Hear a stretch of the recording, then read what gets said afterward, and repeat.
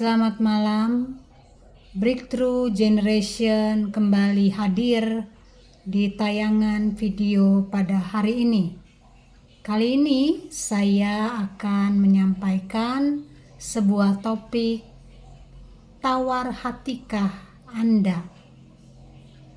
Jika iman didasarkan pada yang kelihatan, kita akan sangat mudah terombang-ambing dengan apa yang kita saksikan, yang kita rasakan, dan yang kita alami.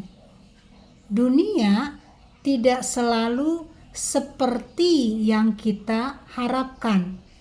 Bahkan dunia bukan yang kita harapkan.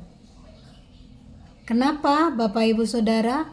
Karena di dunia itu penuh dengan keegoisan, penuh dengan keserakahan, penuh tipu daya. Dan kita mungkin pernah menjadi korban di mana hati kita tersakiti, hati kita penuh dengan beban, hati kita hampa dan tidak berarti. Inilah tanda seseorang mengalami tawar hati. Tawar hati itu berujung kepada maut. Kenapa? Karena orang yang tawar hati tidak punya pengharapan di dalam Tuhan. Dunia kita saat ini penuh dengan hedonisme, penuh dengan tuntutan, penuh dengan hal-hal yang membawa kita pada satu kata validasi dengan segala yang kita lakukan. Dan segala tuntutan-tuntutan yang kita harapkan dari dunia ini membuat kita semakin mengalami tawar hati. Tawar hati adalah sebuah kondisi di mana semangat, daya juang, pengharapan kita sudah mengalami titik yang terendah. Firman Tuhan mengatakan di dalam 2 Korintus 4 ayat yang keempat, yaitu orang-orang yang tidak percaya, yang pikirannya telah dibutakan oleh zaman ini, sehingga mereka tidak melihat cahaya Injil tentang kemuliaan Kristus yang adalah gambaran Allah. Artinya, orang-orang yang sudah mengalami tawar hati adalah orang-orang yang hidup dalam ketidakpercayaan.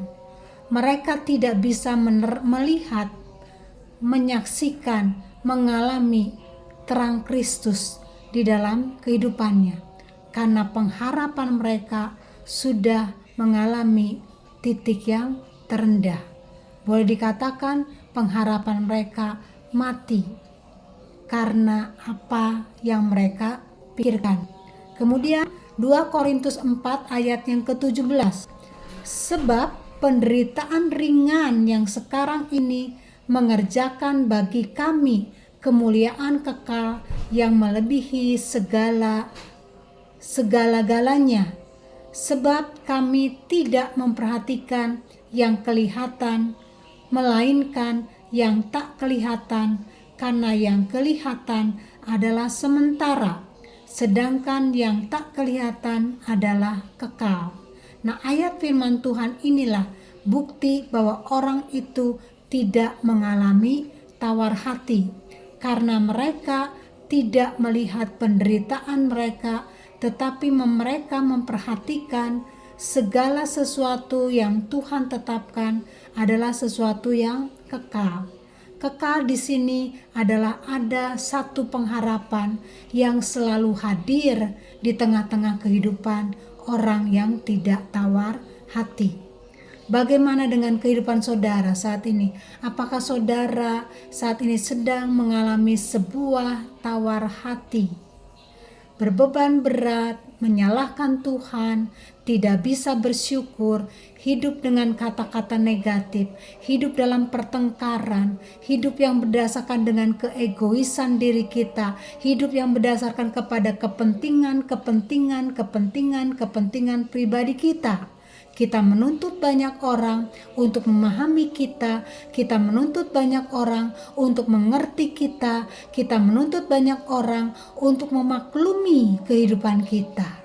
Saudara, jangan biarkan hidupmu dalam kondisi tawar hati.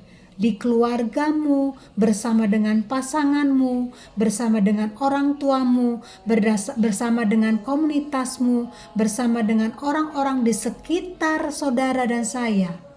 Tetaplah bersyukur, tetaplah jalani kehidupanmu bersama dengan rancangan Tuhan di tengah-tengah kehidupan engkau. Dan dasarnya engkau punya iman percaya yang kuat dan teguh, menjadi satu pohon kehidupan yang kuat, berdiri kokoh, menghasilkan buah, dan buah itu dinikmati oleh banyak orang. Bukan lagi tawar hati, tetapi hidup kita penuh dengan kemurahan hati bagi sesama kita dimanapun Tuhan tempatkan kita. Tuhan Yesus memberkati.